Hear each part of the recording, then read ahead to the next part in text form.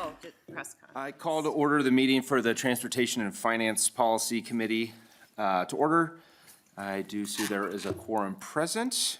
I'm going to ask for a motion to approve the minutes if Representative Fogelman. Thank you, Chair Myers. I move to approve the minutes from February 24th. Representative Fogelman moves the minutes. And I would ask if there's any discussion. Seeing no discussion, all those in favor, say aye. Aye. Opposed? Motion prevails. Minutes are approved. Today we have two bills up by Representative Murphy. We have House File 376 and House File 367. Representative Murphy, we will do House File 376 first. If you would like to move your bill to be referred over to the Environment Committee. Yes, Mr. Chair, I would. So Representative Murphy's moving his bill 376 to be referred over to the Environment Committee. Representative, if you want to go ahead and start. Yes, thank you, Mr. Chair. Before I start, I saw the chastisement that Chair Kosnick did to poor Vice Chair Myers last time. So I did bring cookies today to share with the group. And so this is my first hearing in Transportation Committee. So I hope you like chocolate chip. So I'll start with my bill. So this bill repeals the California car mandate. The California car mandate adds mandates for the auto manufacturers. It hurts our auto industry. It actually requires car dealers to carry more EVs that can drive up the cost and limits consumer choices. You know, what's unique about Minnesota is that we're not like California. We have some different driving conditions. In the winter time, our driving is quite a bit different than California's. And so range anxiety is a real thing here. And so those are a few of the things that are most concerning about it. The Minnesota, the MTCA and Governor Walz adopted these California clean car mandates. They're not actually voted for in legislation. And so we had bureaucrats and the governor decide what rules we wanted, and they chose that we should pick a drop-down window from the California mandate. Minnesota should make these decisions, not Californians or bureaucrats. So with that, I'll move to the testifiers that we have to talk a little bit more about the California car mandate. Thank you, Representative Murphy. List of testifiers we have. When you are called forward, please state your name and who you're with. First one is Frank Kolisch, sorry.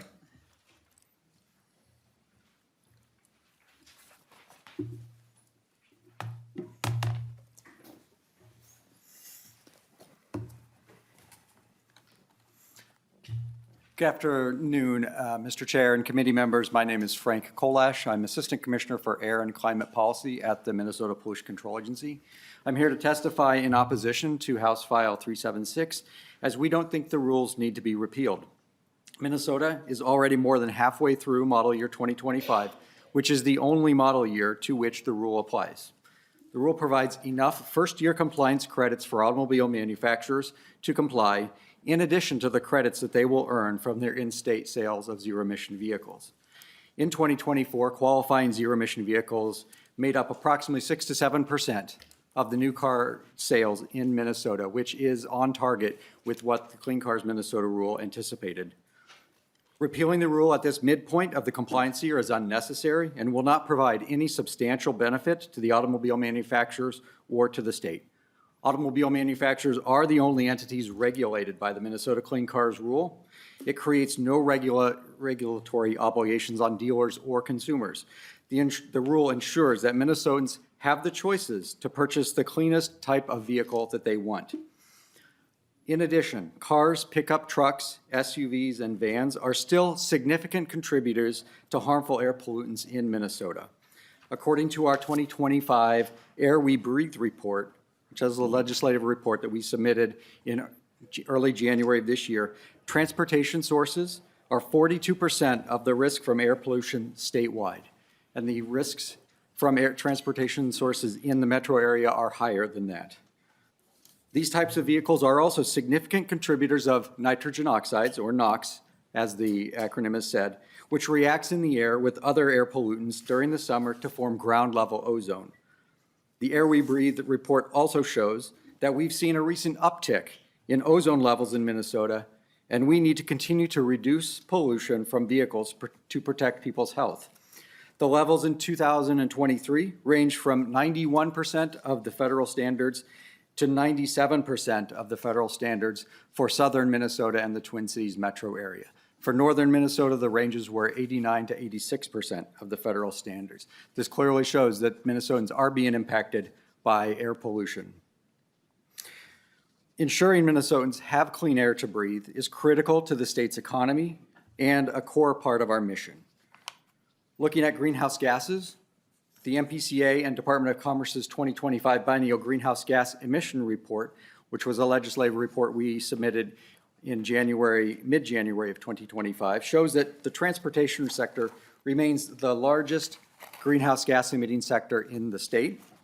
Within that sector, light-duty trucks, again, the pickup trucks, SUVs, vans, and minivan type of vehicles, are the largest sources of greenhouse gas emissions in the transportation sector, and passenger cars are the third largest source of greenhouse gases in the transportation sector. Both of these classes of vehicle are covered by the Clean Cars Minnesota rule. While the report only shows data through 2022, which is before the Clean Cars rule went into effect, it shows that we need to continue our work to reduce climate pollution and air pollution from these vehicles on our roads that will allow us to meet our statewide greenhouse gas emission reduction goals in 216H, including the goal for net zero emissions by 2050 for the state. For the reasons that I've expressed above, the MPCA is in opposition of House File 376. Thank you. Thank you for your testimony. Next testifier up is Scott Lambert. Please introduce yourself for the committee.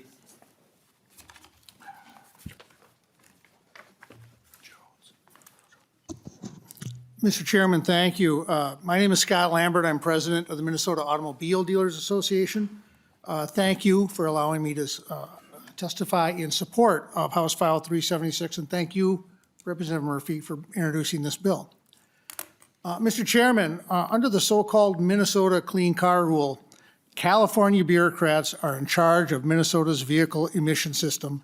California bureaucrats are in charge of what vehicles our dealers can sell, and California bureaucrats have the final say on what cars consumers can purchase. To be clear, California, through the California Air Resources Board, writes its rules to cope with California's unique air quality issues. Minnesota has zero impact on what those rules say, and California is uninterested in Minnesota's opinion. When the Walz administration adopted the California car standards, they put California in charge. And since the rule came into effect, the Minnesota Pollution Control Agency has abdicated their responsibility to those affected by the rule and to the state of Minnesota. For example, under the California rules, they have strict guidelines about registering non-compliant vehicles in a state under California emissions control. But for the last year, the MPCA has refused to answer our request for information on how this portion of the rules will be enforced. We've even asked Driver and Vehicle Services to help with this request, but we still received nothing helpful from MPCA. And you heard earlier, spokesman from the MPCA say that dealers are not regulated, yet we are the most affected by this rule. They say that as if just by saying that it's true, even though it is not true. While we strongly oppose this rule from being enacted, we understood that once enacted, we had a responsibility to make sure our dealers were compliant with the law and not selling our customers a vehicle they could not register. But the state of Minnesota walked away from its responsibility to provide guidance on this matter. If Minnesota is to go forward with clean car standards beyond 2025, it will need to update its rule to coincide with California's new guidelines on this subject. And this new rule would result in a ban on the sale of gasoline burning vehicles by model year 2035. That is just 9 model years away. Currently, Minnesota consumers are purchasing electric vehicles at a rate of 6% a year. The reason for this modest adoption rate, I believe, is obvious. It's cold here in Minnesota. Electric vehicles do not perform well in the cold weather and can lose a major portion of their range. We don't all live in Southern California. Minnesota has also made no meaningful investments in public charging stations, making long trips problematic. To be clear, Minnesota dealers are not anti-electric vehicles. The dealers have invested millions into their stores for things like charging stations, bigger hoists, larger service areas, education of staff, and of course the vehicles themselves. At our association, we hired an electric vehicle program director to assist the dealers in getting ready for the coming electric vehicle age. Our auto show has an EV neighborhood every year to showcase the technology and educate consumers on how to operate and live with electric vehicles. So while we're not anti-EVs, we are anti-EV mandates. We have been very clear that we think the California sales mandate telling consumers what to buy is a bad idea. We would encourage the House to pass House File 376. We believe the California rule is obsolete. The MPCA has shown no interest in managing their own regulation, and it does not fit Minnesota's climate. Thank you for your time, and I'd be happy to stand for any questions. Yep. Thank you for your testimony. We're going to get through the list of testifiers first before questions. Next on the list is Bentley Graves.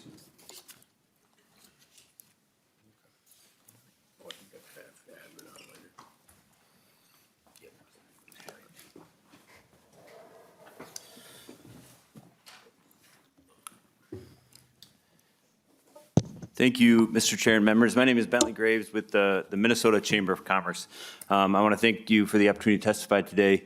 Largely, I just would refer you to a letter that we included in your packet that kind of tries to summarize at a pretty high level comments that we submitted with the Office of Administrative Hearings back in December of 2019 when this rulemaking process was taking place. But just to put a fine point on what you'll find in that letter is a real concern from us stated then and reiterated now about the idea of allowing state agencies here in Minnesota to just essentially bring into state real estate law rules and regulations from other states without direction from the legislature, without input from the legislature, without approval from the legislature.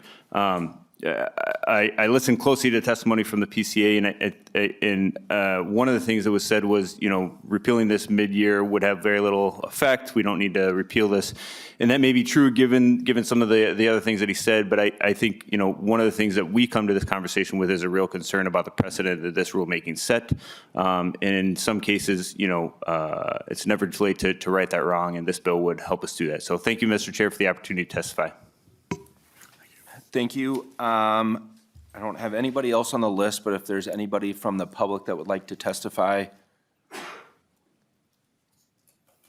Okay. Not seeing anybody. We can go to member discussion or questions. And I had Representative Jones first. Thank you, Mr. Chair. Thank you, Representative Murphy, for the opportunity to speak on this bill. So as I understand it, there is a Clean Cars 1 and a Clean Cars 2, and I'm wondering what Minnesota has adopted. Are you referring to the low emissions and the zero emissions as part of the rulemaking? So in our House research summary, it talked about a Clean Cars 1 and a Clean Cars 2. And so wondering if you can help me understand. Representative Murphy.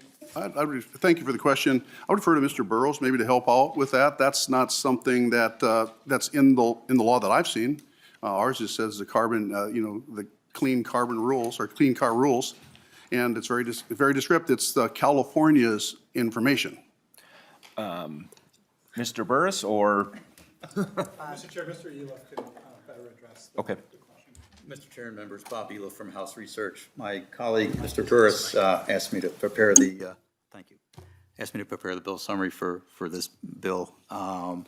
And that is what I did, and that's what the question refers to. As I understand it, and as you all know, this did not go through the legislature. So I wasn't required to do my usual, thorough job in research. But as I understand it, Minnesota has adopted the Clean Cars 1 standard, not the Clean Cars 2 standard. Representative Jones? Thank you, Mr. Chair, and thank you, Mr. Eloff. So I think that's really important because I think, as I heard from your testifiers, that there's concern about requiring that 35% of new models are EVs by 2026 and 100% by 2040. That's in Clean Cars 2. We have not adopted that. So, yeah. Next on the list we have is Respond to that? Sure. Thank you, Mr. Chair. Thank you, Representative Representative. That's the way I understand it also. Okay. Next up, Representative Kraft.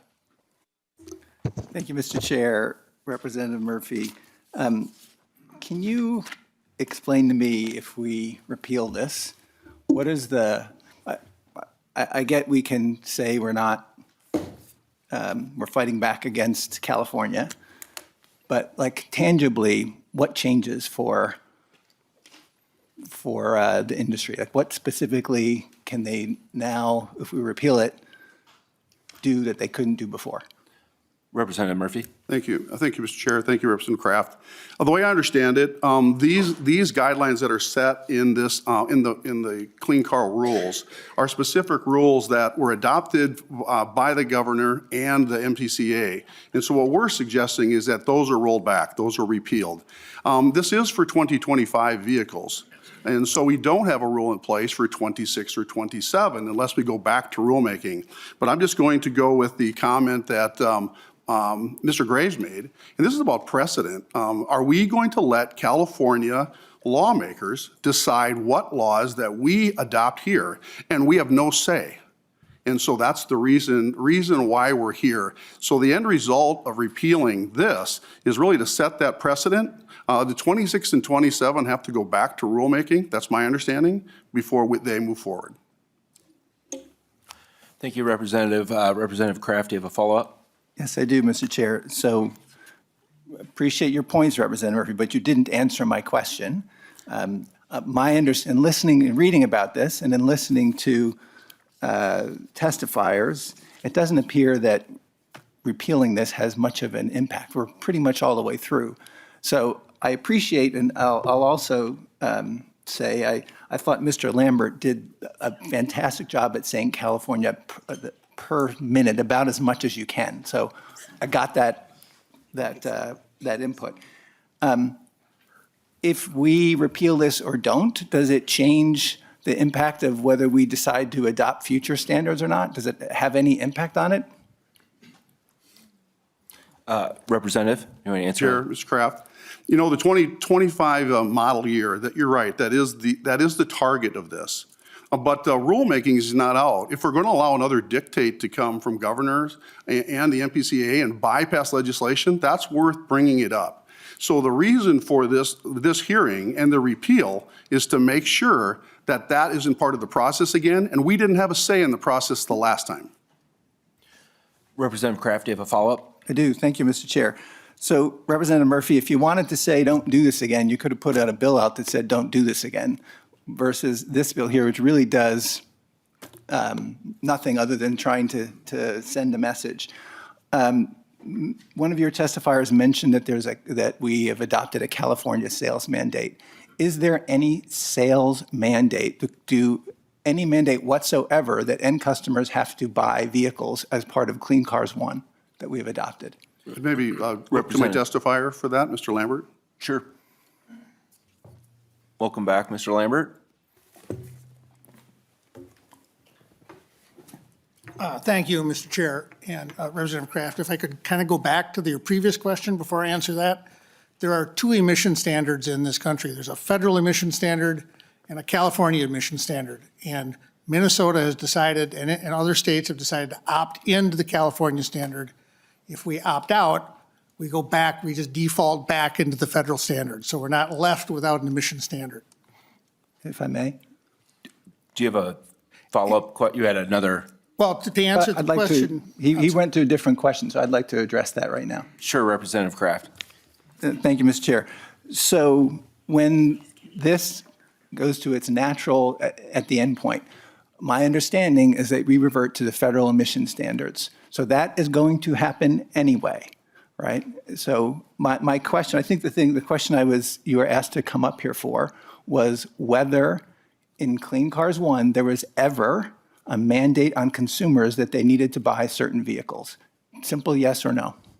Mr. Chairman, Representative, there is a mandate on dealers to buy vehicles from manufacturers. The manufacturers will load dealers with vehicles that the dealers need to find customers for. We do not take vehicles on consignment. We buy them from the manufacturers and then sell them to customers. Thank you. Representative Kraft, you good? Another comment. Okay. Thank you, Mr. Chair. I don't know that that's my understanding of the Clean Cars 1, but regardless, what I would say on this is we're just about through with this, right? If you wanted to say, hey, don't do this again, bring a bill that says don't continue to do this, and let's talk about that. This is purely a signaling bill that really doesn't do anything, and I just would urge everyone to vote no and to not really, in many respects, waste our time on this. Thanks. Representative Joy? Thank you, Chair. And Representative Murphy, and maybe this is for your testifier Lampert too. So my district, we border North Dakota. So does this bill, by getting rid of this, does this put the dealers on my side of the river, on Minnesota side compared to North Dakota, put them back into play? Or does it give them more of a level playing field instead of put them at a disadvantage? Mr. Chairman, Representative Droyd, that under normal circumstances, if the MPCA was doing their job and regulating sales of non-compliant vehicles, dealers would have to be very careful about taking a vehicle, say, on dealer trade from a North Dakota dealer, because it might not be compliant with California standards. They have to get the right vehicle, or it wouldn't be able to be registered. The MPCA has abdicated that right so far. They have refused to give us guidance on this, and we've been left in a lurch for the 6 months that this model year has been in effect. So we are uncertain and very cautious about taking the wrong car and giving it to a Minnesota customer in the event they can't register it. Thank you. Representative Joy, any follow-up? Yeah, so this here, repealing this now, I think is a good thing, Representative Murphy, to bring forward. You know, with my district, what we're facing across the river. And when people go looking for vehicles online and you want that perfect car and be able to get your first vehicle purchase and you see it across the river, and they do dealer trades all the time. We see this all the time. You know, I've known people that have waited 3-4 weeks for their car to come in because they're doing a dealer trade. This is how we can get back to that and put in tools back in their toolbox instead of taking them away. So I do appreciate this, Representative Murphy. Thank you, Representative Joy. I'm going to try to somewhat stay in order, bouncing back and forth. So Representative Berg. Thank you, Mr. Chair. This question is for the author. So I'm not completely clear where you're coming from on this legislation, but if you don't worry about the impact to the environment or people's health, surely you can recognize that there's an economic impact to this. And if you don't, there's a great letter in our packet that talks about remaining competitive in the global clean energy economy, also remaining competitive here in Minnesota as we are second in the nation for EV vehicles, and this will impact us economically in terms of our grid capacity and in our infrastructure, charging stations, et cetera. So just curious about your plan to fill in that economic loss. Representative Murphy. Yep. Thank you, Representative. I would just say that, you know, an economic boost is not when cars are valued higher because they have different emissions on them. It's not because dealers have to inventory cars longer to make sure they can sell it. That's not an economic boom, especially if you're a dealer. And so when we're talking about economic boom, there's a lot of factors involved. This is 6% of the cars. There are some real problems with cars in the country where we drive. You can't make it a lot of times. I was with a person that bought one for his business. The salesperson used it, drove it one day because he only made it halfway back to the business. And so there's other parts of it that are cost prohibitive. And that's why they are not buying them. So when you force them to buy them, we really are forcing them to spend dollars when they wouldn't have to. So it's more than just what you're saying.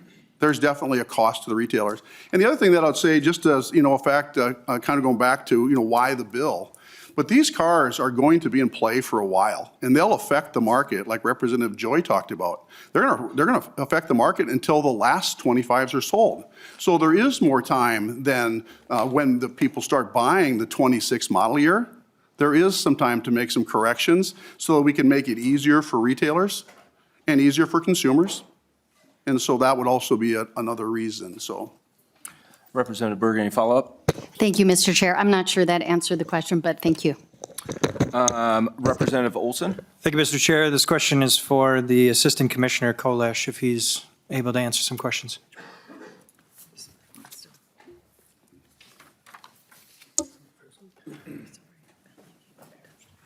So, thanks, Mr. Kolesh, for being here. I got a couple questions in a little bit of a series. So first of all, you said that this is a redundant thing or it's not necessary because at the end of this year, these rules are going to expire. Can you first of all confirm that that is the case and that these rules will be gone at the end of this year? And then secondly, can you give us an idea of what the governor, of what the MPCA is looking at into the future? Because are you going to do us dirty like you did already and make a new rule or adopt California's again when they have their new one? Or are we looking at reverting back to the national, the federal standard with regard to this? If you can answer those two questions. Thank you, Mr. Chair and Representative. I can confirm that model year 2025 is the only year that Clean Cars Minnesota rule will apply to. With model year 2026, we will be under the federal standards. As far as the next question, we are tracking what is happening at the federal level for what the federal emission standards, vehicle emission standards are going to be. Under the previous administration, the model year 2027 and beyond vehicle emission standards were updated, and they are stringent. And so we are looking at what's going to happen at the federal level and all options. No decisions have been made at this point, and it will be dependent upon what happens at the federal level because there are steps that EPA would need to take. They took a step in January 6th of 2025, just a little over a month ago, where they did grant California the waiver for their Advanced Clean Cars 2 rule. That's a necessary step, but now EPA has indicated that they are looking at that waiver again. Representative Olson, a follow-up? Yeah, thank you so much. Thank you for the answer to that. I guess I'll just go by saying that I really dislike it in our legislature when we just defer and take what our responsibility is. As legislators, we were duly elected by our constituents to make these decisions. Passing off to an agency is laziness on our part. This conversation should be ours. This should not be the Minnesota Pollution Control Agency's conversation. This should not be the governor's conversation. This should be the Minnesota House and the Minnesota Senate's conversation as to what our vehicles are. And Representative Kraft, I think that is such an awesome idea to have a bill that says, don't do this again. That'd be a really good one too. So thank you for that idea. Lee Cagle. Thank you, Mr. Chair. I want to make the point that we had investment in public infrastructure coming to the state of Minnesota through the NEVI program. We found out recently that that program is being cut by the Trump-Musk administration. And so will only Chair. be able to. Representative Koznick. Members, there is no such thing as Trump-Musk administration. You can make your comments, but just make them clear and factual, and we're not going to do that in this committee. Lee Cagle, let's. Thank you, Mr. Yep. Chair. He did add him to the cabinet, so. Representative Joy, do you believe that vehicle emissions cause lung health? Or I'm sorry, Murphy, you guys are, I'm sorry. Make the mistake. Hey, That's I was okay. here when Tammy Tyson, Right, in taxes today, Yeah, same thing. they go, Representative Murphy, I'm like, Okay, let's get back to the question I need- for I need a- Representative Murphy here. I need the question again because I was Sure. listening to Representative Joy's response. If you all would just hyphenate your names, it'd be fine. Yeah. Representative Murphy, do you believe that vehicle emissions cause harm to lung health? Representative Sure, Murphy. Yeah, thank you, Mr. Chair. Yeah, emissions are an issue. I'll talk a little bit more about the climate agenda as I wrap up. But yeah, emissions are an issue. And I think if we have a big pollution problem, we should be looking at it.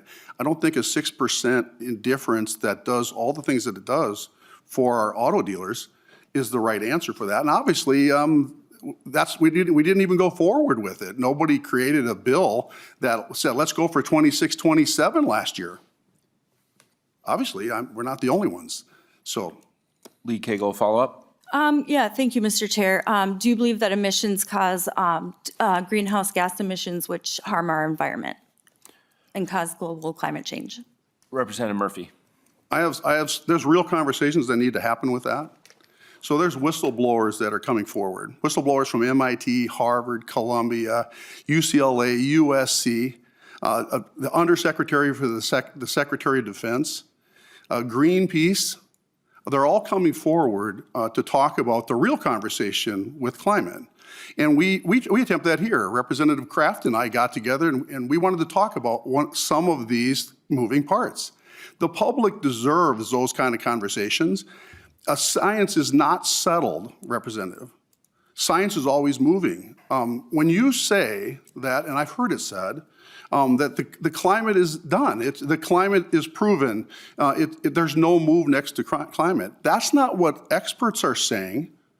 So there's no, when science is, I'm not quoting it right, but when science is finished, the science here is done, it's closed. This is a proven thing. There are other people that are agreeing with you, and that's part of the conversation that needs to happen. That's the real conversation that's happening. John Clauser, 2022 Nobel Peace Prize winner in physics, is one of the climate whistleblowers that's coming out. And we have all of these opportunities, and they have to come to us because a lot of times they're labeled as misinformation, so we don't actually get to hear them where we should get to hear them. But there is some documentaries that have done a great job. In that documentary, there are many, many, many experts that talk about climate change. And the real conversation ought to be talked about among us. It isn't closed. The science is never done. We can continue to talk about what's happening moving forward, and they do that. The documentary is called Climate the Movie, and it's a good listen. I'd watch it. But it's like Plandemic. It's like what we have when we learned about COVID. It's like Social Dilemma where we learned about social issues. Sometimes when misinformation is shut down, we never get to hear those conversations, and we should. And we should be having them in public here.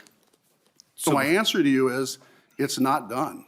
So before I go back to Lead Cagle on this, I just want to remind everybody, we are in transportation. This is going to be going to environment. We can have some spirited discussions about the transportation piece, and they'll have an even more spirited discussion in environment. So let's keep that in mind as we're moving forward here. Lead Cagle. Well, thank you, Mr. Chair. Well, I really hope then after environment, it goes to health because, knowing that vehicle emissions do cause lung damage, the American Lung Association is very out front on this with vehicle emissions. And then I also want to go back to something that Mr. Graves said. He said this bill wouldn't really do anything, but it sends a message. And I would hope that, that we'd start doing some real work in this committee for the budget that's coming and try not to just have all these messaging bills that aren't going to go anywhere.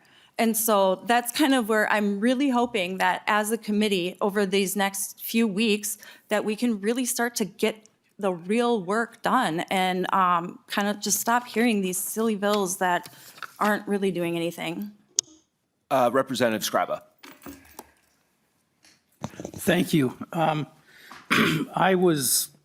not sure if Assistant Commissioner, I'd like to ask the Assistant Commissioner some questions. I think it's going to fit him better. Assistant Commissioner Kolash, and excuse me for my naivety, but why are we doing this? And what is the data for? Commissioner. Mr. Chair, or Representative Scriba, we are doing this to reduce emissions from motor vehicles. As I mentioned in my testimony, motor vehicles are significant contributors to both harmful air pollution across the state and also significant contributors to greenhouse gas emissions in the state. And these are the limited opportunities that the state has in this space in order to seek reductions from motor vehicles. So we were doing this in order to reduce the harmful air pollution, the greenhouse gases from motor vehicles that are being purchased and used in Minnesota. That was the purpose that we are doing that. Collecting the data is helpful because what that does is it shows us what the transition is looking like for Minnesota's fleet of vehicles so that we can make as accurate a estimate of air pollution and greenhouse gases from the vehicles in Minnesota. So we work closely with the Department of Transportation and the Department of Public Safety on tracking that data and being able to estimate what is a harmful air pollution coming from motor vehicles, and what are the greenhouse gases that are coming from motor vehicles. Representative Skraba, any follow-up? Yes.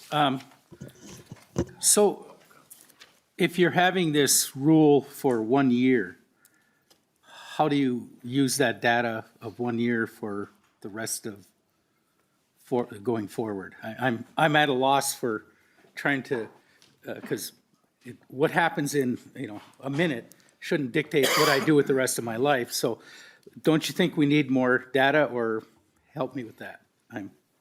Assistant Commissioner.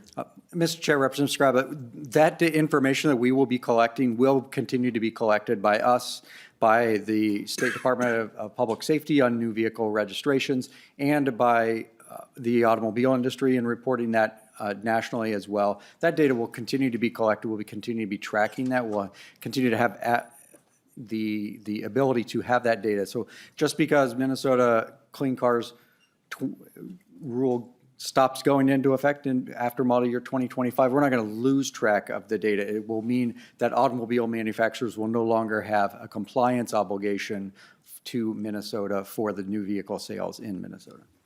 All right. Representative Kraba. Okay, thank One you, more. Mr. Chair. Final question. Being from northern Minnesota, this is, it's an issue, but it's not as dire of an issue it is down here, because one of the things that I've noticed more and more as we move forward, when you take your tests, the air quality tests, when we have fires and it comes down through Minnesota, is it noted on this that there is smoke in the air, or is that just part of the data? Thank you, Assistant Mr. Commissioner. Mr. Chair, Representative Scriba, we note that data. So we track that data. If it does have what we call a regulatory impact with EPA and federal standards, then there are ways that we can have that removed from the data set if it is substantially impacting our ability to comply with a federal standard. But we do track that. We do know which days are influenced by smoke intrusions from Canada or from other parts of the United States. And there is a method in the under the federal rules that we can go through to have that excluded if it is going to impact our compliance with a national ambient air quality standard. Representative Ream. Thank you, Chair Myers, and thank you, Representative Joy, for bringing this bill forward. It's always a good, robust discussion when we have bills like this, talking about climate change, talking about air quality, talking about our transition to a cleaner economy and rulemaking, lawmaking. I just wanted to point out a couple things, just to clarify some things that I had heard today. We've talked about California. California isn't always sunny and warm. There are parts of California that does have snow. So, and I will say we can drive EVs here in Minnesota. I'm a recent owner of an EV, and when it was super cold, I was able to drive it, even though it was incredibly cold. The battery did go away faster, and I did have to charge it more. But certainly, heat pumps and EVs work in Minnesota. We've proven that. So I think that's important to state. And I was also going to say, we got a number of letters from different organizations, both pro and con. And the one that stands out to me, though, here is the one from the American Lung Association, which I think hopefully we have all seen. But they state that transportation emissions are a known cause of a wide range of health emergencies, health disparities, and deaths. Traffic-related air pollution is associated with premature death, death due to lung cancer, increases in childhood respiratory infection, and the onset of new asthma cases in children and adults. And that was according to the most comprehensive review conducted by the Health Effects Institute. So I think when we're, looking at what kind of cars we want to be driving, we want a wide range of options, and we want cars to not add to the problems that we're having with air quality. And certainly we've seen a lot more problems with air quality over the past year or so. So yeah, I guess as a mom, as someone who's very concerned about the health of people, having more options for us to drive these cars that don't, increase the emissions, I think is a real win. And then lastly, I would say that EVs are very affordable, and when we're talking about affordability, we've brought that up a number of times here in this committee. EVs are really easy to maintain. They don't have the same kind of machinery that a regular gas-powered car has, so they're a lot cheaper, and there's a wide range of EVs you can buy, and I think with this Clean Cars standard, we were given a lot more options. It's not just the high-end EVs, but also, the low and mid-range. So lastly, I guess my question would be, knowing that we need 68 votes to pass anything, knowing that we're basically looking at a tie whenever we go to the House floor, do you have bipartisan support on this bill? Do you have enough to pass this? Representative Murphy? Thank you, Representative Ream, and thank you for calling me Mr. Joy. I think he's a lot better looking than I am anyway, so thank you for referring to that, yeah. No, I don't even know, we never know, if we have 68 or not. You said this gives us a lot more choices. Well, actually, you always had those choices. They never changed. You have the choice to buy, EV vehicles. I rode in a Tesla in December, I loved it. But anxiety is the reason why some people don't. And this person said range anxiety is a big deal. I had another person I talked to, he hooked a trailer on for the first time. And it was cold. And he had to run some other stuff. He had to be towed. That's the type of thing that not everybody needs to be dictated to have. You still have the options. EVs are affordable, but not like the cars that are going to replace them if the dealers aren't profitable and we don't end up having a good stream of new vehicles because dealers are actually run out of business. Then we're going to be living like the older vehicles, and we'll see a lot more vehicles that are older models. And so, yeah, they're affordable. If that's what you like, great. This bill just says that government and bureaucrats should not fund, and we funded over $500 billion since the Obama administration on climate agenda and climate change. So when you talk to me about research that is done by agencies or friends of agencies, you can understand why a poor report card probably doesn't put them on the slate anymore either for getting new money.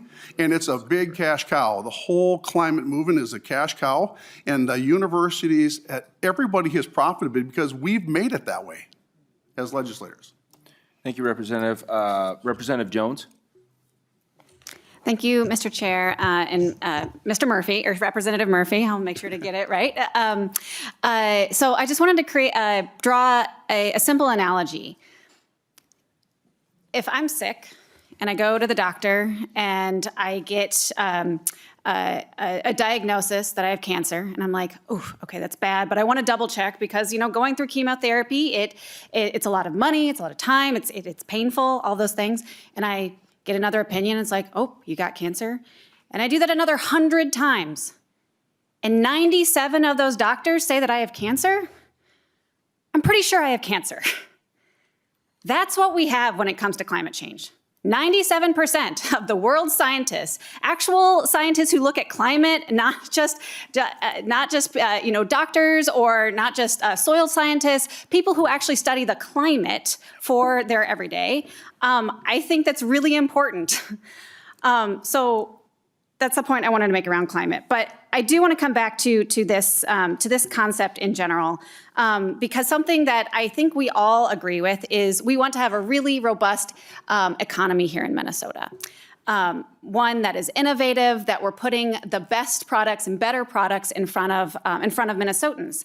And so something that I come actually from a family of small business owners, entrepreneurs who, pulled themselves up by their bootstraps and really, really worked hard to make their businesses run.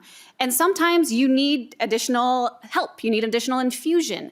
They were able to get that through small business loans. That was really helpful. Sometimes you need other market mechanisms to get a new product into market and taking off. And so what I think was really smart about this program design is it entered the market just as we've got prototypes, we've got some on the road, but we need to really escalate on that exponential model or exponential curve. And it is actually astounding if you look at the data from coming in about the $75 fee for the registration. It is amazing how clearly it is exponential growth in EV sales in Minnesota. I was astounded. I've done a lot of regression analysis on things. I have never seen real data exhibit such a close approximation of exponential growth. So I think this just goes to show the success that this one intervention for 1 year is having. And so I think it's just the right amount of time for us to show that success and help to provide better vehicles, a better product into our market. So that's just the comment I want to end with. Thank you. Okay, thank you, Representative. Representative Kraft, and then Kosnick, then we're going to Lee Cagle. Oh, okay. Thank you, Mr. Chair. Just quick comments. I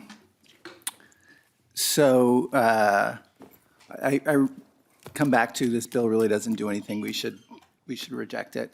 But Representative Murphy mentioned our discussions on climate change, and I appreciate we'll have those with anyone at any point in time. Representative Kraft, I just want to make sure, again, we talked about going to environment. I know we've talked a lot about environment stuff. This will go to that committee. I just want to make sure it's going to be a transportation question. Mr. Chair, Just reminding you. Mr. Chair, the transportation sector is the #1 contributor to climate change in the state of Minnesota. So this is directly within transportation world. It can also be talked about in environment for sure, but I just urge you to allow conversation around environment issues And we as have, well. I think we've had a robust conversation. I'm just giving him a reminder here, but we all know this is going to environment, so I just want to make sure that we're staying on the topic. Mr. Chair, I appreciate that, but I didn't go down this path. I didn't initiate this path. Representative Murphy did and mentioned my name as part of this path. Yeah, and So I'm I'm responding to that, and I think I'm within my right to respond to that. Representative Kraft, as the chair, this is the path that I'm going down, so I'm just reminding you, the question you have, please make it related to transportation. I don't have a question, I have a comment, and it's related to Representative Murphy's comment about, referenced me about climate change. That is what I'm going to do. Do you want to stop me from doing that? I'm just reminding you, Representative Mr. Chair, Kraft. please remind the members to speak to the bill, and we will move along just fine. Representative Kraft. Representative Murphy, so I've appreciated our conversations, and we'll have them at any point. What I'll say is I wish, and I've said this before to you, I wish with every fiber of my being that you were right, but I will tell you, the world is round, tobacco causes cancer, and climate change is happening and caused by humans, and we need to do something about it. Thank you. Representative Kosnick. Thank you, Mr. Chair. Representative Murphy Joy, thank you for introducing the bill. I would just, the comment was made that I think is important. I appreciate the discussion. We do try to keep it to the topic of the bill. That's just general rules of the legislature. But there is some flexibility, and this bill is going to environment. But the comment was made that this bill doesn't do anything, and I would want to remind members and would have a question for Representative Murphy. Does this bill prohibit electric vehicles or any other environmental choices that a consumer may make? Representative Murphy. Mr. Chair, Chair Koznick, absolutely not. You're free. You have the freedom to buy whatever car you want. The dealer doesn't. Representative Koznick. Thank you, Mr. Chair. And, I think that's an important distinction that's so far being lost in the discussion. But the other thing that I think is important in this hearing is that the Minnesota legislature, we're the body that's been elected to make the decisions for this state. And I would point members to some of the letters that are in the packet. It says House File 376 represents the necessary step in ensuring that Minnesota vehicle policies are both practical and equitable. And that's an important part of this bill. It says the free markets, on another letter, the free markets promotes the free markets as the cornerstone of our industry's efforts to compete and innovate and to address current and future energy needs. And I think that's an important thing that we lose. When we add more mandates and regulations, we stifle innovation. Another letter had a concern about the Clean Car Act is full of burdensome regulations that further stagnate our economy with no positive environmental outcomes. And I think it's important that this bill, having this hearing, recognizes that we are stifling, regulation stifles innovation and the economy. Minnesotans know what is best for Minnesotans is from the Fargo-Moorhead Chamber. We're here, people have elected us to make these decisions instead of what we were under with the clean car mandates.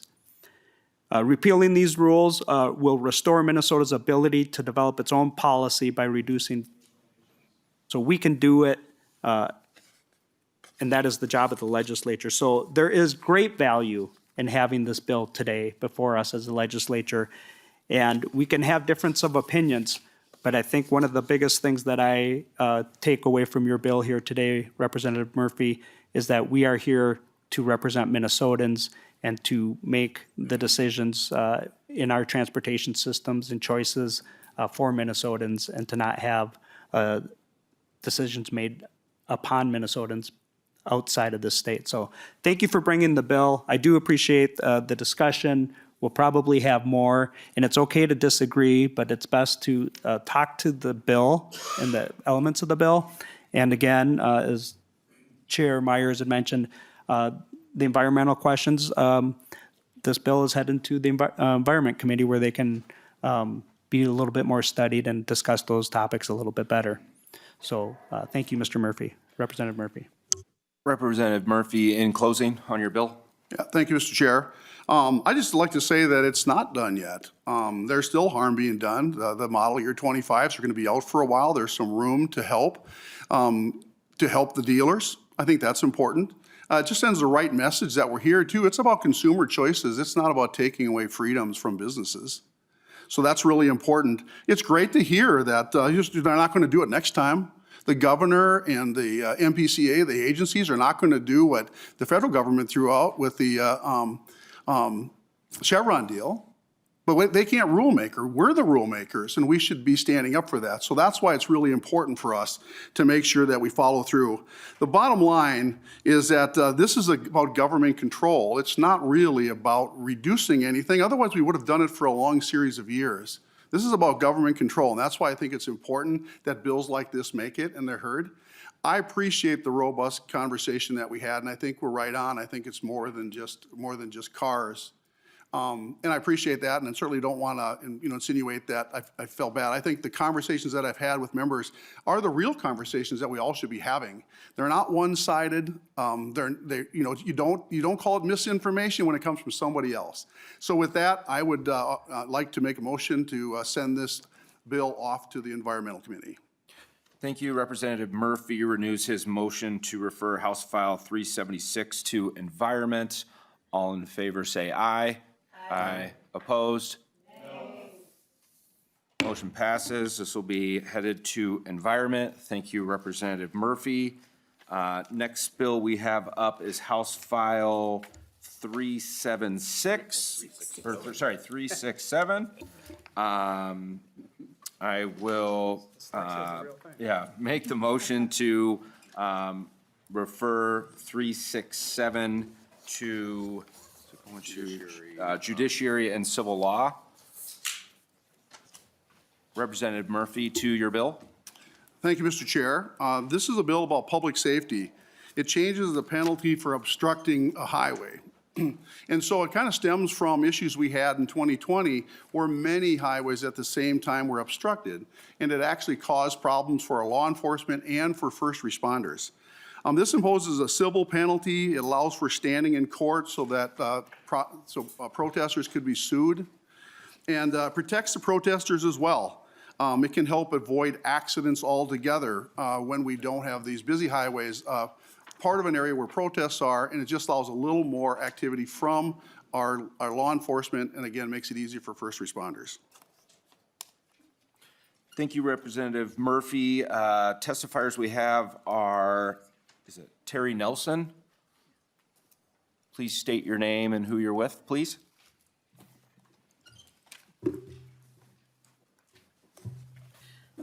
Mr. Chair, members, my name is Teresa Nelson, and I am Legal Director for the ACLU of Minnesota. Thank you for the opportunity to speak with you today on our opposition to House File 367. We oppose this bill because it's unnecessary. It will have a chilling effect on the exercise of constitutionally protected speech. It allows for liability that's vastly disproportionate to the offense, and it transforms criminal law into a vehicle for personal vengeance. The right to free speech is the cornerstone of our democracy, and the Constitution firmly protects protests and speech that, especially when that speech stirs anger, challenges government policy, and induces dissatisfaction with the status quo. It's also important to remember that law enforcement agents have an affirmative duty to ensure that the rights of protesters and the press are protected. It's one of their critical government functions. So while this bill is stated in terms of criminal conduct, it is really aimed at expressive speech and conduct. Throughout our history, we've witnessed acts of civil disobedience, including the Boston Tea Party, the Edmund Pettus Bridge, student campus occupations against the Vietnam War, to today. And although in the moment, those historical protests may not have garnered significant public support, we now celebrate many of them as important turning points in our history. So the bill is unnecessary because we've already got ample laws on the books to address demonstrations that get out of hand, including criminal charges. But this bill would also have an unjustified chilling effect on the exercise of free speech. People who consider going to a protest will face the specter of having to defend potentially hundreds of lawsuits and significant money damages. And this will likely chill people from participating in demonstrations, even if they have no intention of violating the law. This bill would also allow for punishments that are vastly out of proportion to the conduct at issue. Obstruction of a highway often results in inconvenience. And because there's no standard for the type of injury that could incur liability from this bill, this would allow every person who felt injured by a mere inconvenience to sue for damages. The potential for multiple lawsuits is even greater when the subject matter of the protest is controversial. And by allowing the state or political subdivision to choose between pursuing criminal charges for violation of 609.74 or civil liability, House File 367 would allow a municipality to target speech with which it disagrees for harsher punishment. The maximum fine for a misdemeanor is $1,000, but a municipality could seek civil damages far in excess of that amount, and they could do so based on hostility to the message conveyed by protesters. Instead of guilt beyond a reasonable doubt, they would just have to show that it's more likely than not that the person violated the statute. So put simply, this punishment doesn't fit the crime, and the punishment will be far harsher if the content of the speech is controversial. Lastly, I'm almost done, sorry. House File 367 turns the criminal legal system on its head by turning specific criminal prohibitions into a vehicle for personal vengeance. Our criminal code is designed to spell out prohibited conduct and prescribe punishment for violating those laws. But this bill takes a law that's intended to protect public safety and to protect society in general and allows it to be used as a means of meting out personal grudges in opposition to messages conveyed. It would invite hundreds of lawsuits against even a lone protester who stands in the middle of Snelling Avenue, which is a highway, for 5 minutes waving a rainbow flag or a Confederate flag or any other flag that represents their chosen message. So House File 367 will not deter conduct or improve public safety. The only thing it will do is send a message that political activists, that dissent is unacceptable in Minnesota. And if that happens, we all suffer. I respectfully urge you to vote against House File 367. Thank you. Thank you for your testimony. Not seeing anybody else. Is there anybody from the public that would like to testify? Seeing none, I will open it up for member questions or discussion. Lead Cagle. Thank you, Mr. Chair. I feel like I'm in deja vu. We had this bill in 2017. I guess Chair Kosnick and I were probably the only ones that were here. I don't remember it exactly, but. Really? Sorry, I'm not sorry. Mr. Chair, Lead Cagle, I don't remember it exactly, but I'm curious to hear your recollection, but I was there. Yep. So thank you, Mr. Chair. This was the bill that we had on the floor in 2017 where we had a bunch of women of color standing up and talking about how this would directly affect their communities. And then we had a bunch of people in the retiring room playing cards and watching baseball and not paying attention to any of the women on the floor speaking about how this would harm their communities. So we're bringing this back up. So that's fun. So this criminalizes free speech. And this is a really scary trend that we're seeing not only here at the state level, but at the federal level. We have oligarchs taking over our system. We have a president who's best friends with Vladimir Putin. Like, do we need to become a state that criminalizes our First Amendment? Again, we've legislated this bill in the past. We had debates on the House floor. This is not going to get 68 votes. Again, let's please stop wasting our time with these messaging bills and get to work. Any other member discussion, questions? Oh, Representative Anderson?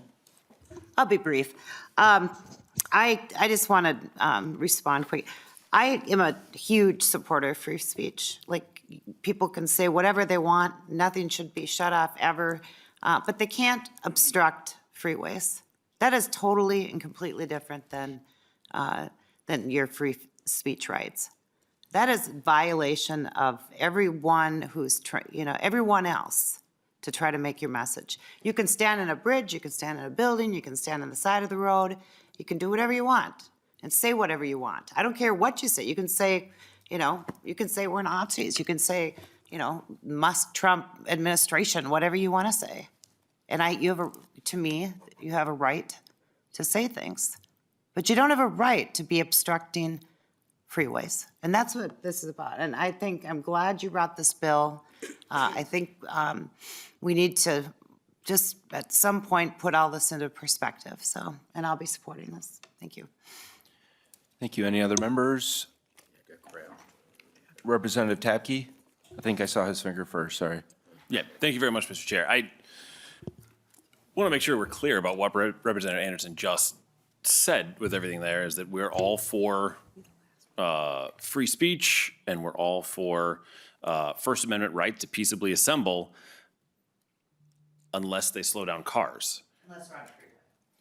I have the floor. Thank you. And Tabke has the floor. so I mean, that is literally what you just said, is the right to drive is more important than your First Amendment constitutional rights. And that is, we have a repetition, obviously voting no on this bill today because I don't think it is good for democracy. I don't think it's good for America. I don't think it's good for Minnesota, for a variety of reasons. But this is a continuation of things that we're constantly talking about so far this session of pulling back people's rights and not making it able for people to express their opinions and not making it and pulling back on freedoms. And it's a really bad trend and it's a really bad direction that we're going. Like, I don't want people to be in harm's way. I don't want that to happen and for that to be part of where we're going. But there is a constant and consistent bashing of people's rights to be who they are, where they want to go, and who they want to be in Minnesota. And this is a continuation of that. And Representative Murphy, I don't think that you I'm sure that you disagree with that, but how do you respond to the fact that this is directly reducing people's rights, First Amendment rights in the United States Constitution and their ability to exercise those rights? And where do you see this going? Like, what do you see as happening with these types of bills that are constantly coming forward that I don't believe are anything but good intentioned? But there's no way to look at this other than this is a direct restriction of people's First Amendment, of my First Amendment rights and people to ability to protest and assemble and have free speech. If I could interject, Mr. Chair, as a Chair Kosnick. just a point of order to remind the committee members, it is against our rules and customs to challenge the path of a bill for lack of support. Every member has an election certificate, and you all have the right to have a bill hearing, whether it's moving in the Senate, whether you think you have 1 vote or 10 votes or 90 votes. And so we don't question that as a rule. And so I just want to remind members that, but I do appreciate the discussion. And Mr. Chair, just to clarify, my intent wasn't that. My intent was, what is the purpose of this? Not the path and not the where it's going, but what is the real purpose of doing this other than to stifle free speech? Representative Tabke, thanks for clarifying that. It was mentioned a couple of times earlier, so that's why I brought it up, but great question. Representative Murphy. Mr. Chair, Representative Tabke, thank you. I mean, as far as free speech, I'm all in for free speech, but you know who else has rights? The people that are sitting in the ambulance waiting to get through. And this only says impassable and dangerous. This doesn't mean you can't stand by a side of a road. It just means you can't block the road, and because other people have rights too. You can't yell fire in an elevator either. So people have rights. And this just gives them the ability to say that that problem affected me negatively, and that gives them the right to their rights, speech.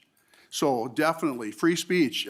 We've seen more things about misinformation in a long period of time. We shouldn't be doing that. People should be able to say what they want. So, but I don't think this does this. I think this helps first responders. I think it prevents people from getting hurt that are on an interstate when they shouldn't be, because they could be the ones, the protesters could be the ones being hurt. So public safety is the reason. Representative Joy. Yeah, just real quick, just some comments on this. You know, this is, I think we all understand the free speech and everything like that. This is no different than a constituent that called me last year and said they got a ticket on the highway for driving too slow.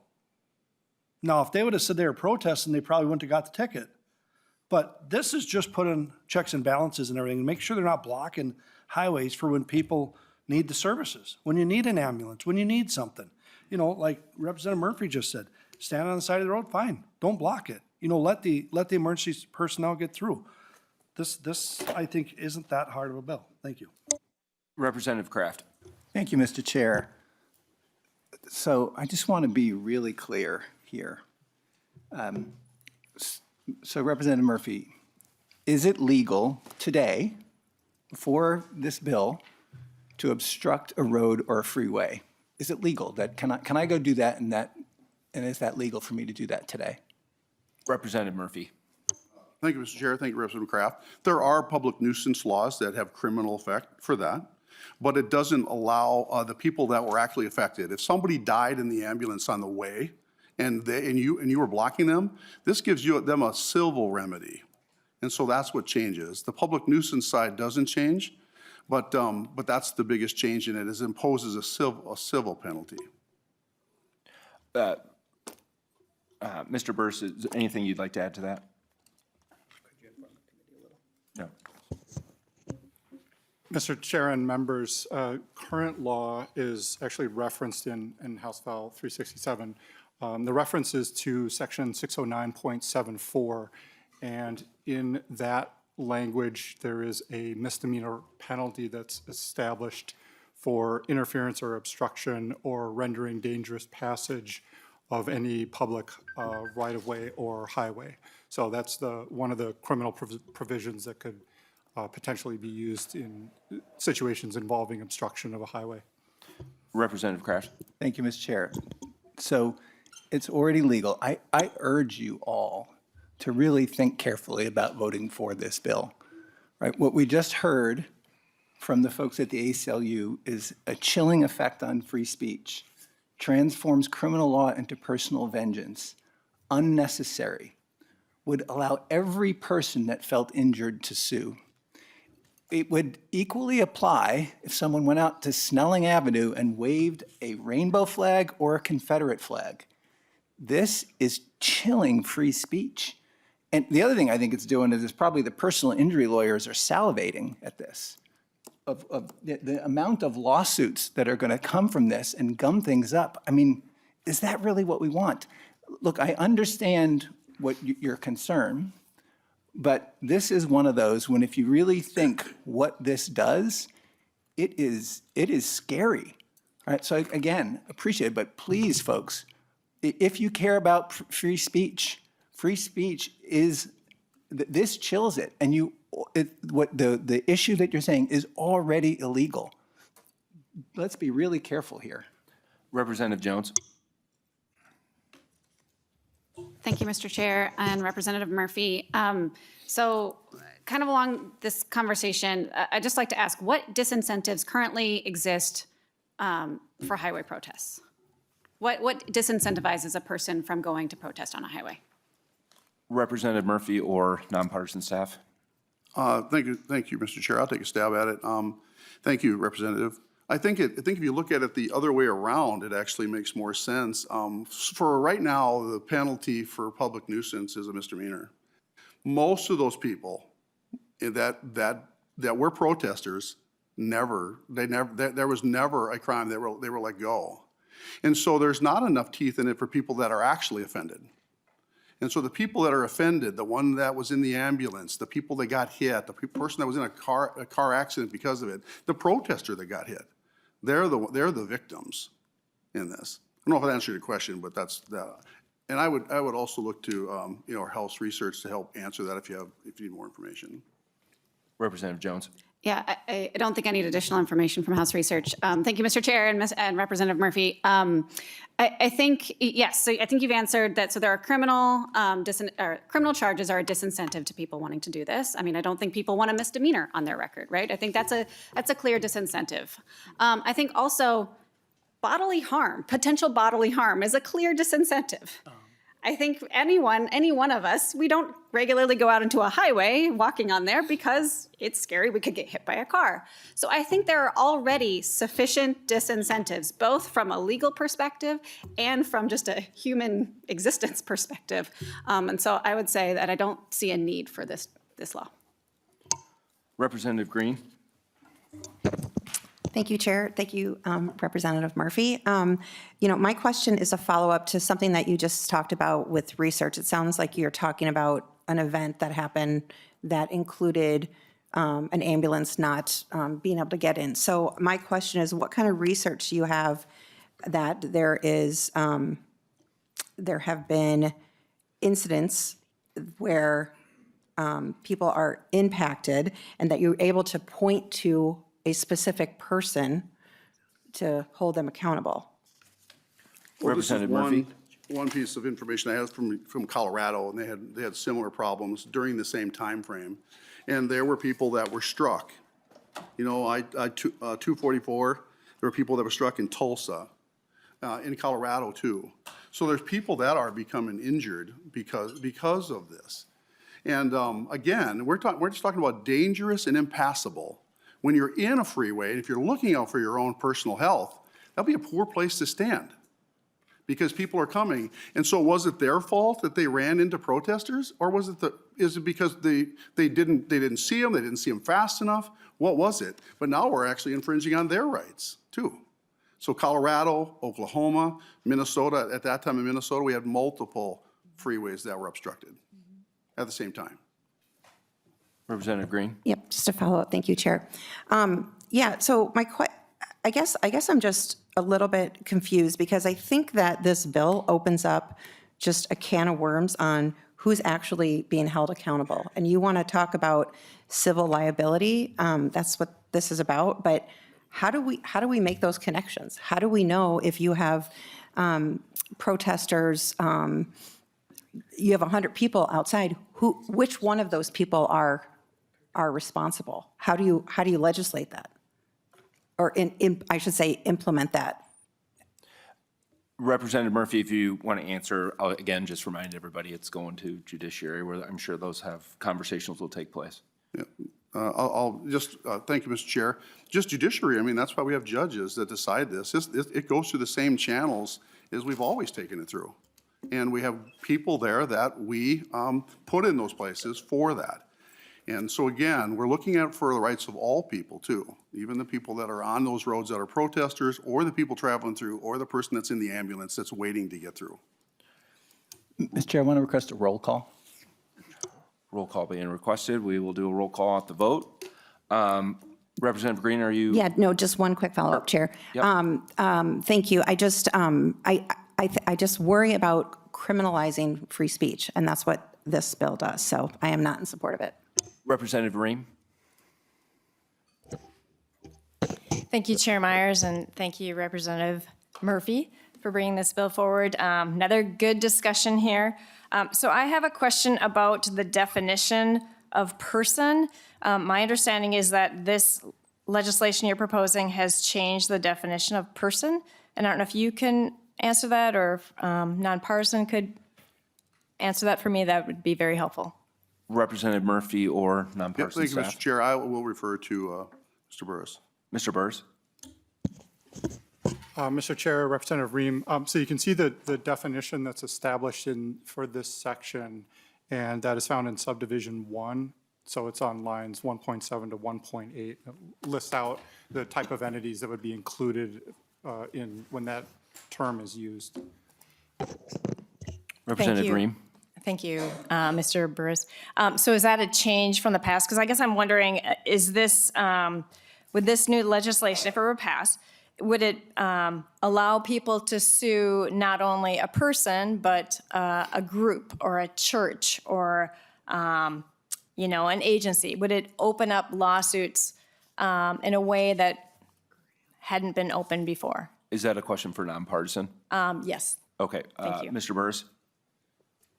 Mr. Chair, Representative Ream, on the lawsuit side of things, I might have to get back to you, defer to other colleagues. I will note that the way the civil liability provision is set up in subdivision 2, it refers to liability to an injured person. So that's, potentially a natural individual or an agency or political subdivision or another private entity. Representative Ream? Thank you. I guess my concern is that if the definition of person is that broad, the lawsuits could be huge. I am concerned about this infringement on First Amendment rights. It would seem that if you don't have a lot of money, if you're not, willing to risk a lawsuit, you wouldn't be able to protest. And I feel like that's a bit of an issue here with this proposed legislation. So just leaving that comment there. Thank you. Representative Olson? Thank you, Mr. Chair. This whole conversation just continues to shock me that we have individuals who are defending criminal activity. They're saying, oh, under the guise of something that it's truly not, we're protecting the rights of criminals. Things that they're doing that are illegal, they're against the law. And what we're forgetting is the people who are harmed, who are doing exactly what the law entails. Do you all remember the truck driver who was driving on I-35, had no idea that there were protesters illegally obstructing the roads, and he drove through them at 70 miles an hour, not realizing what he was doing. And then when he stopped, and thank the Lord he didn't hit anyone, but they decided to rip him out of his truck and beat him for something he had no intention of doing. He was in the right place, doing the right thing, at a time when people were deciding to do an illegal act. And we have individuals defending those criminal activities saying, I can't believe this. They're sitting here defending a criminal act and not having any compassion whatsoever for the individual who did the exact right thing and received bodily harm as a result of doing the right thing in a place he was supposed to be. This is just shocking. Well, it's actually not shocking because it's par for the course. It is par for the course. So this individual who was beaten on camera by individuals, so you want to talk about how do you police this up? There's video footage of this individual being beaten for doing the right thing, stopping, not hitting anyone, thank heaven. It's on camera, and no one was charged for it. No one was charged for this beating. Now that's a problem. And if you say that someone getting beaten infringes on someone else's constitutional rights, I think you need to check yourself. Representative Tabke. Thank you, Mr. Chair. Representative Murphy, your comments earlier brought up two questions in my head as regard to how this bill would change what's going forward. So there have been many instances of people intentionally driving into protests, whether that be on a street, whether that be other places, and we know that many what we consider streets in Minnesota are also termed as highways. So first, what would happen in this instance if this were to pass, if someone sees people protesting in front of them on, say, Hennepin Avenue, and then from there, that person has ample time to stop, but chooses not to and plows into that crowd? Would that then be, based on your bill, would that be the protester's fault or the person driving? What's your interpretation of how this would change that law? Representative Murphy. Yeah, thank you, Mr. Chair. Thank you, Representative Tapke. You know, I think we still have to rely on judges to do what they do. This just says that if you're going to put yourself on there and then you cause something to happen to someone else, they have a civil remedy. They have a civil remedy to say, you caused me an issue. If you're doing that aggressive act, I don't think this changes anything. I think this is, you know, you have every right to pursue that person that did it, that ran through people. So, but it's different. This is really to protect them.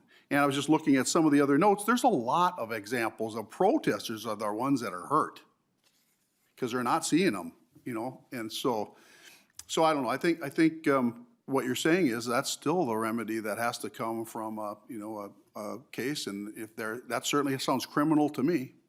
So. And one more question, Mr. Chair. Representative Tabke. So that, I'm just getting at what your intent is on doing this. If your intent is to have the protesters be responsible, be liable for an egregious act such as that. And so then on a similar path of things, like what if someone is simply crossing the road and they see somebody who's like, this happens to me all the time, where I'm crossing the road and I go take my dog for a walk and somebody's coming at me fast and I tell them to stop at the stop sign. And if that person didn't stop at the stop sign and plowed my dog and me over, would that be a protest if I were in the middle of the road based on how you have this bill written today? Representative Murphy, and I will say, depends if you're jaywalking, and I know somebody dropped that bill, but Representative Murphy. Thank you, Mr. Chair. Thank you, Representative. This answer dangerous and impassable. So unless you were standing there with your dog and decided that's where you're going to hitch him to a post, that wouldn't apply. This is for dangerous and impassable. That's it. That's the litmus test for if you're in a position where now you become a possible civil remedy if you cause the other person a problem. Thank you. Representative Jones? Oh, you're good? Okay. Representative Koznick? Thank you, Mr. Chair. Representative Murphy, I appreciate the discussion, committee members' discussion on this, and it's hard to stay in the transportation realm because it's a very interesting bill, subject matter, and the criminal element of it, or the judicial element of it. But I think it's important, for this committee to understand that this is dealing with passage on a public highway and what our purposes of our highways are. And so I appreciate that the bill is introduced, that we're talking about it. From the judicial side, I think there's important discussions there too, but I will refrain from comments on that part. But it was questioned that if somebody values the right to drive, that might be more important than the First Amendment, and I don't see that is the the purpose of this bill or not. I think there are ample, and it's been proven, there's place for First Amendment and protected speech. And in the middle of a highway I don't believe, should be protected area for First Amendment speech. So we will continue to have that discussion. I appreciate bringing the bill forward again and the members' discussion. And Mr. Chair, if I could just evolve for a second too for the committee. We're going to possibly transition in the committee here, and we'll be hearing bills that we may like, might not like, and I hope we hear a lot of bills that both sides of the aisle do find agreement in. And but even though we need to recognize that there are opportunities to hear bills that we may not like, that may not pass this legislature. A lot of bills have to go through many legislatures before they pass, and it's okay to have those discussions. I don't know that this bill is one of those bills or not. Maybe it's going to the floor and or we're going to judiciary, and maybe it passes this session. I don't know, and I'm not questioning the path. But just for the committee to understand, it's okay to have a good discussion, respect each other, respect the opinions, because we're going to need to do more of that as we move forward and move towards the end of May. So I appreciate the committee's discussion and respect for each other in their opinions. Representative Murphy in closing. Yeah, thank you, Mr. Chair. I'd just like to thank everybody for the discussion. I think it was really needed. I'm in complete support of this free speech and the ability for people to protest, but that's not what this is about. This is making sure that people are protected so that they're for their safety. That's the really important part of it. And especially law enforcement and our first responders that require to be moved. And I don't think it's, the limitations that it sets, I don't think are reasonable to say that infringes on their free speech rights. So with that, I'd move to, motion to move the bill forward. Thank you, Representative Murphy. I'll renew your motion to refer House File 367 to Judiciary Civil Law. Roll call has been requested, so we will take the roll. Chair Kosnick. Yes. Vice Chair Myers. Aye. Representative Anderson. Yes. Representative Berg, excused. Representative Fogelman. Yes. Representative Green. No. Representative Jones. No. Representative Joy. Yes. Representative Kraft. No. Representative Murphy. Yes. Representative Olson. Yes. Representative Ream. No. Representative Senza-Mura. No. Representative Scraba. Yes. Representative Tabke. No.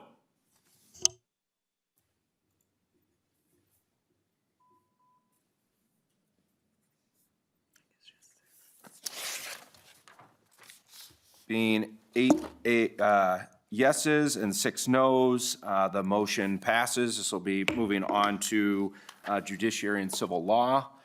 Not seeing any other thing before the committee here. Our next meeting will be March 3rd.